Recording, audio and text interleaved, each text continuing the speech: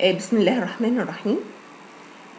Hysterosalpingiography interpretation, technique, anatomy, and pathology.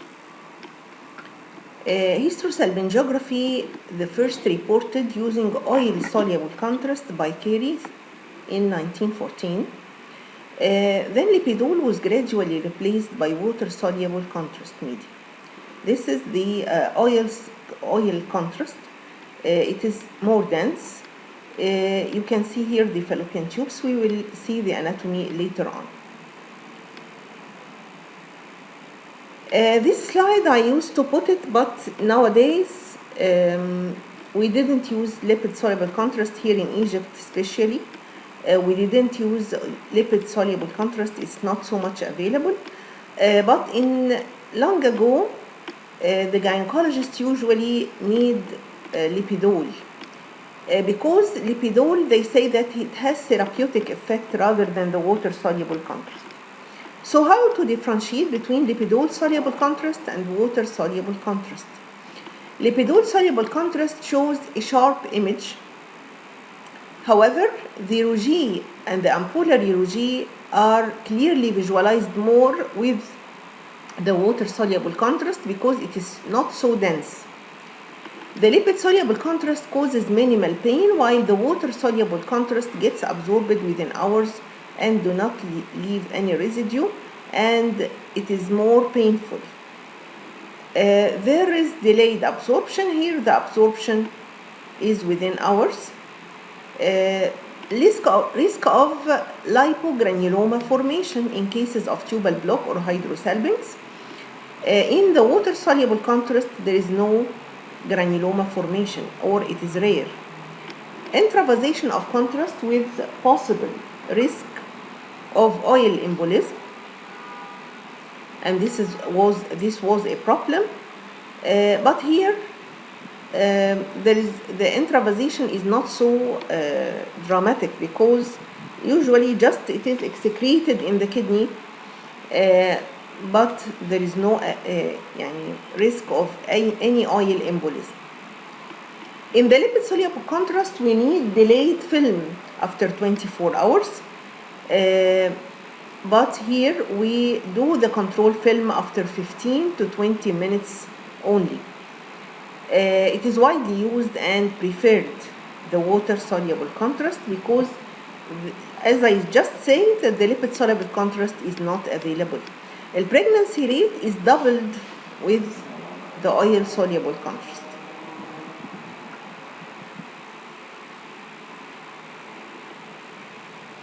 This is lipidol hysterosalpingiography. You see here, this is dense contrast, not as we acquainted with the water-soluble contrast.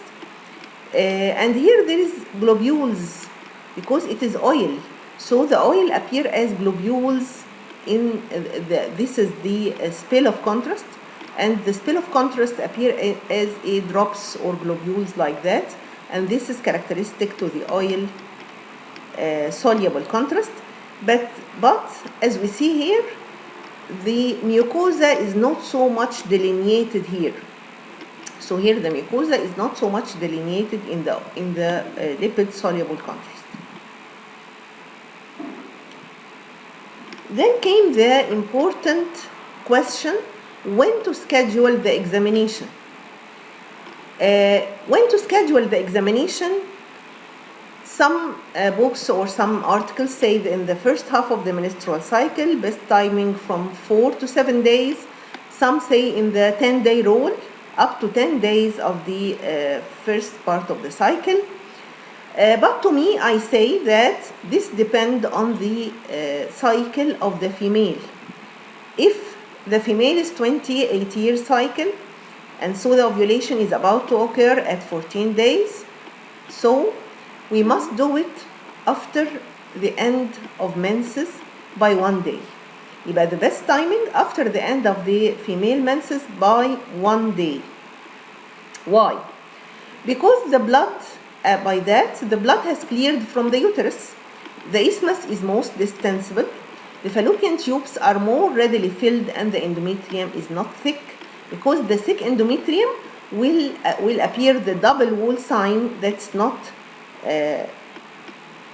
it's pitfall in the imaging of the hysterosalpingography.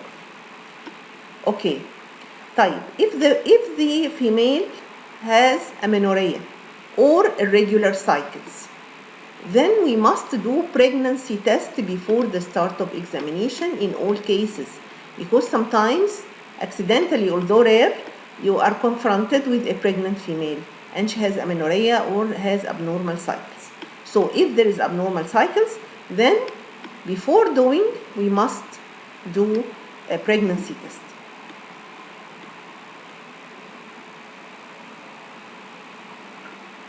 Hysterosalpingography is a fluoroscopic examination of the uterus and fallopian tubes. Indications in cases of infertility, main indication to assess the uterine morphology and tubal patency. This is the main indication nowadays.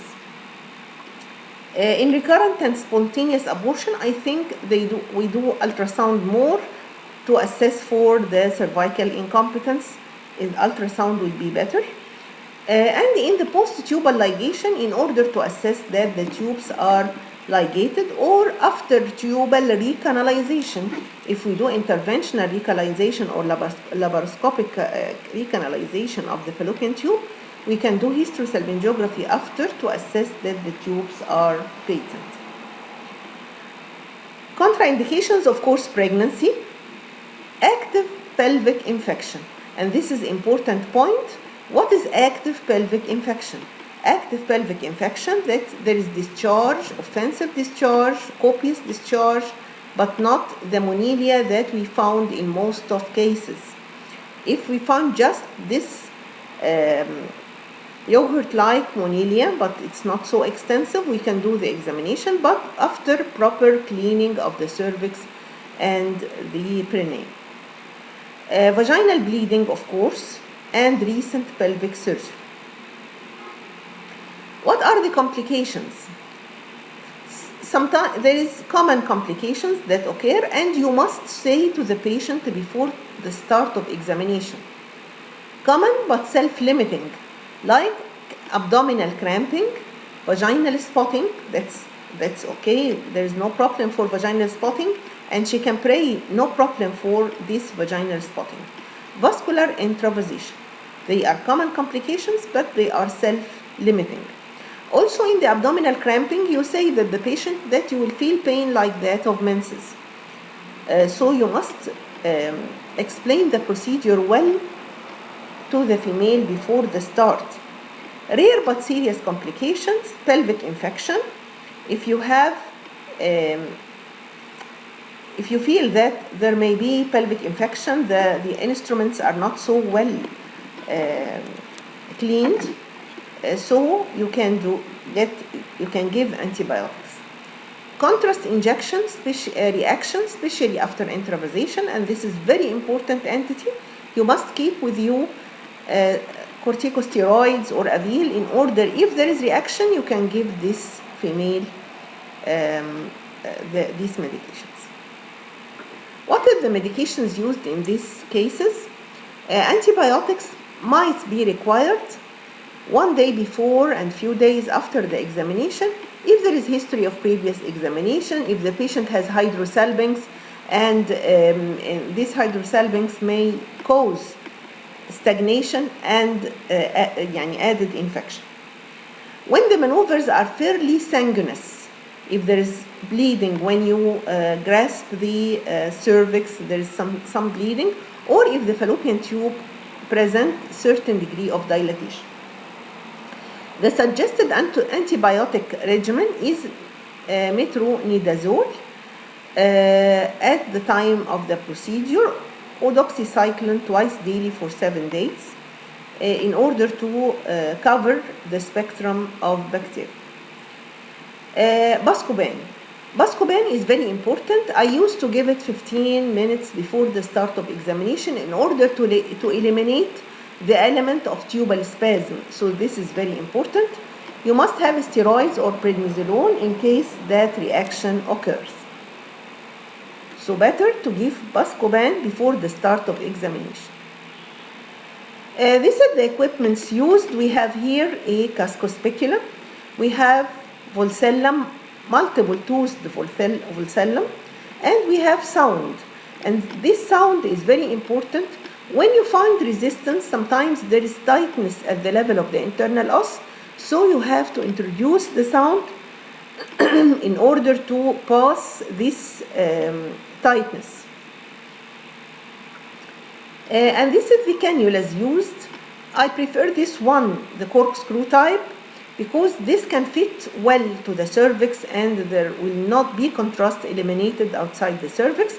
And here this is another one with this pulp in order to fit to the cervix. There is this narrow one and this one with rubber part.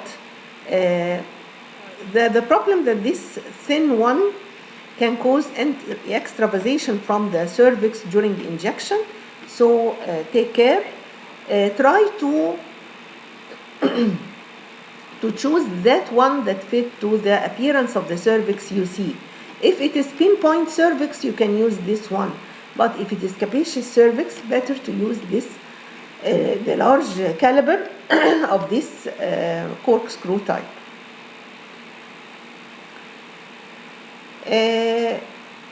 How to start the examination? The patient is placed on the fluoroscopic machine in gynecological position, lithotomy position. After cleaning the external genital area with antiseptic solution, the vagina is dilated by gynecological dilator. The cervix is localized and cleaned with iodine solution afterward, and the uterine cervix is straightened by one at 12 o'clock position or two at 9 and 3 o'clock. Usually we try to straighten the cervix. If you find the cervix is looking downwards because the uterus is retroverted or looking to one side, you try to grasp the cervix in order to make the cervical os in the center. But try to be away from 3 and 9 o'clock because this 3 and 9 o'clock is vascular due to the presence of arborization of the uterine artery at that part. Like this one here, we have, this is the cannula, and here the uterus is not in good position because we didn't grasp the cervix by the toothed valcellum. So here I couldn't see the right tube well. I couldn't see if there is filling defect or not because the uterus is upside down. But when I put a valcellum and I straighten the uterus, you can see here this is the uterus and this is both fallopian tubes appearing well. So better to use the valcellum in order to get better position of the uterus.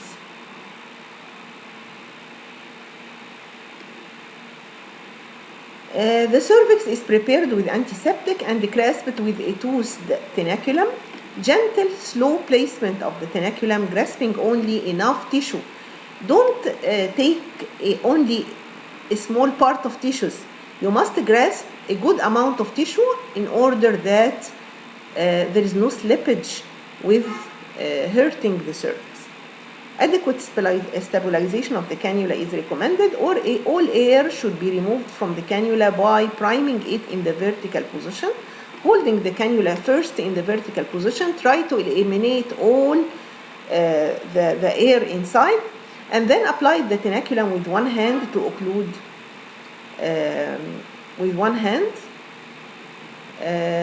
to try to occlude the cervix well with the cannula.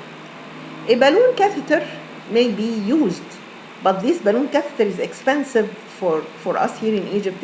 The balloon catheter is expensive and it is used once, not like the other cannulas.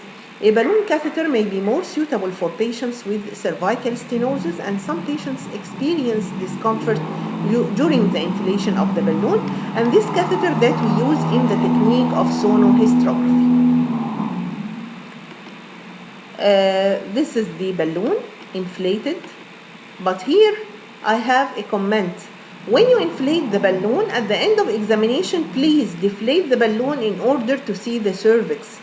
You here bypassed the cervix, so if there is something cervical, you have already bypassed. So you have to deflate the balloon and try to better to delineate the cervix.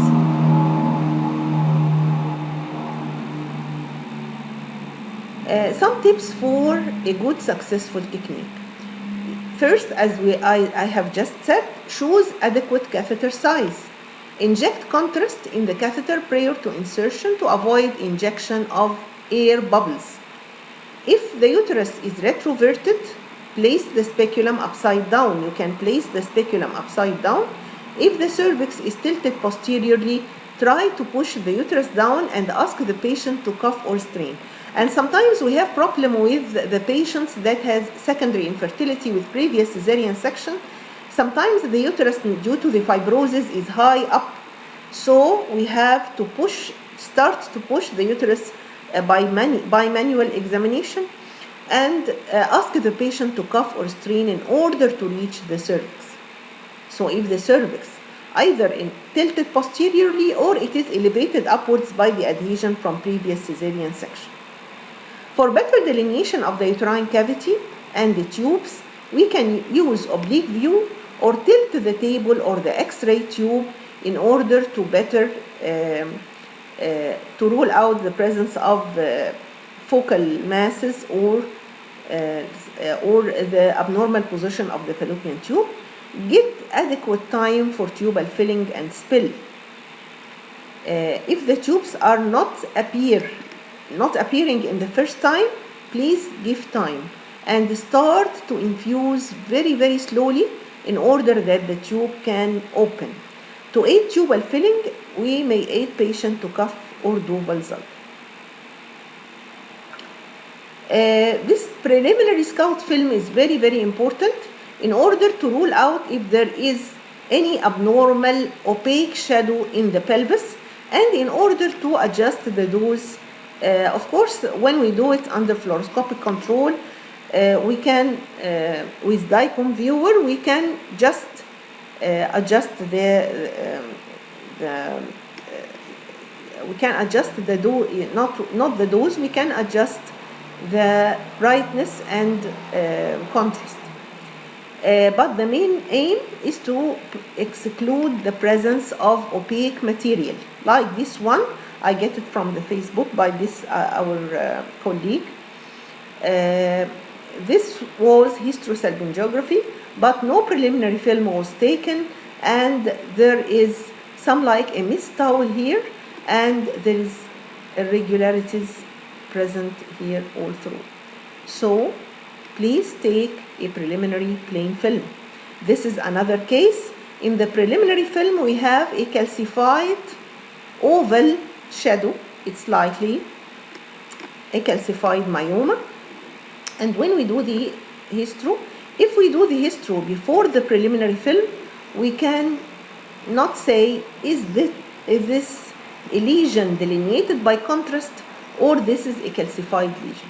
Of course, we have this uterus is irregular in shape with the stretching of the cervical canal. Mostly this is a fibroid uterus, and this is one of the fibroids that appear calcified. Again, very important to take preliminary plain film. Filming at least 4 serial films. We must take 4 serial films. See here, if I see first film, I could say that it may be normal, but it's not normal. There is progressive dilatation of this fallopian tube and loculation of the dye in the control film. So this is hydrosalpinx. So here there is hydrosalpinx of the left fallopian tube with loculated contrast in the control film. So serial films are very important. Then we came to the radiological anatomy.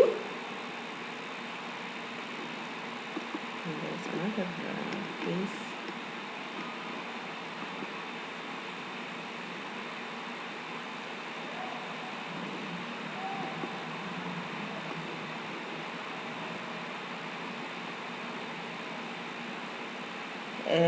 This is the radiological anatomy.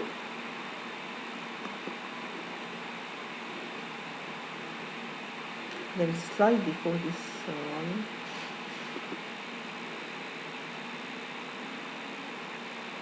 Okay, this is just regarding the control film. We have here delineation of contrast in the, I will get the anatomy once more, but this is one of the pitfalls. This is the normal spilling of contrast in the peritoneal folds. This is not eloculation. This is just a contrast in one of the peritoneal folds. So this is not loculation. And here again, but this is loculation. This loculation, see here the peritoneum is distracted upwards here like that. So there is adhesions here. So this is peritoneal loculation. This is the normal appearance of the hysterosalpingogram. This is triangular shaped uterine cavity, and this is the normal fallopian tubes, we will say later.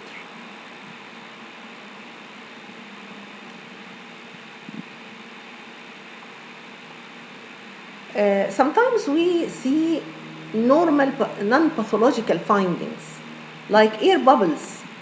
And air bubbles, you must take care, as we say before, that the cannula must be vertical and try to get all the air outside first. The air bubbles are rounded, often multiple, well-defined, mobile. So you have to change the position of the patient, usually displaced to the fallopian tube if additional contrast given. If you give additional contrast, the air bubbles will be displaced to the fallopian tube. But take care, sometimes when the air bubbles go to the fallopian tube, it causes heterogeneity, like the couple stone appearance of the mucosa of the fallopian tube, and this is not good. This is just air. Normal myometrial folds, when you found this longitudinal folds, and this occur more when the uterine cavity is not adequately filled. You will find here that there is longitudinal folds or yet parallel to the uterine cavity, and it occurs more if the endometrium is rather thick, if it is done in the late proliferative phase with thick endometrium. Prominent cervical glands, like here, this is air bubbles also. We have prominent cervical glands and the appearance of the previous cesarean section. This is air bubbles. Here, when injecting more contrast, they pass to the fallopian tubes. Okay. This is the typical air bubbles. Here also there is air bubbles here, and this the double wall fold of the endometrial cavity.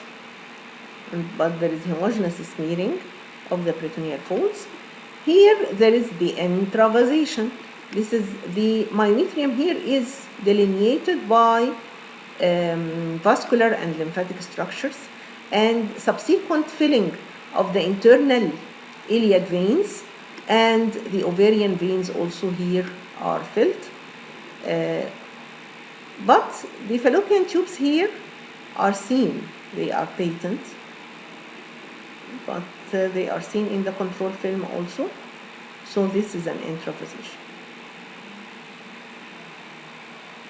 Intravasation on hysterosalpingogram is characterized firstly by opacification of the myometrial vessels, usually veins, which appear as fine lace-like network or reticular pattern surrounding the uterine cavity, and then enters larger pelvic veins. Intravasation may indirectly indicate tubal occlusion due to the increased intrauterine pressure. But of course, in this case, there is no occlusion because both fallopian tubes appear normal. Intravasation is one of the pitfalls that may mimic intraperitoneal spillage in an occluded tube. Another differential diagnosis may be uterine perforation if you found, but it will not delineate the myometrium as we see in cases of intravasation. There is another case of intravasation, but here the fallopian tubes appear normal. So it is just done, maybe the technique done early, in early postmenstrual with the vessels still not closed, and so this is another cause of intravasation, but the tubes here appear normal. Intravasation, the tubes patent, exam done early, and this is the cesarean scar we will see later. Non-pathological findings in the cesarean scar. The most common appearance that we see in the last slide, this one, This is a wedge-shaped scar. Here, wedge-shaped small defect that we see on ultrasound. We say cesarean scar niche. Linear thin defect in the uterine body, sometimes we can see there. Cesarean scar defect at the isthmus of a septated uterus. This is a septated uterus, and here there is a cesarean scar defect. Sometimes the cesarean scar is more than that. It causes outpouching at the cesarean scar. Here also there is the bulldog appearance. The cesarean scar is hanging down like that, like a bulldog appearance. This is unilateral and this is bilateral. This one of the appearance of these cesarean scar defects. Back to the radiological anatomy. Here we have the uterine cervix. The first part to be opacified is the uterine cervix. Uterine cervix is funnel shaped with a smooth cervical contour or ball shaped cervix. Sometimes we have prominent cervical glands. We say that they are aggregated feathery plicae palmata, spindle shaped appearance of the cervix. But sometimes we have different appearance of the cervix. We can see here there is constriction at the internal os. This is the cervical palmata, and this is the spindle shaped cervix. We can see also well-defined narrow isthmus, or we have constrictive band or dilated isthmus. This we can see in cases of cervical incompetence. A prominent cervical glands. Here there are prominent cervical glands. بيبقى في dilatation and elongation of the cervical canal with thickened prominent plica. This case with chronic cervicitis, it is more exaggerated. But when you find cervical glands like we see in the last examination like this is normal. But this is exaggerated in case of chronic cervicitis. We will stop here with the normal radiological anatomy. Regarding the radiological anatomy of the uterus here is normal in shape. I think here there is a slide here on the normal shape of the uterus. A normal intercornual distance تبقى 3.5 centimeter, and the fundus may be flat or mildly concave like that. This is the normal radiological appearance, and then in the next lecture we will start to talk about the detectable pathology. Thank you.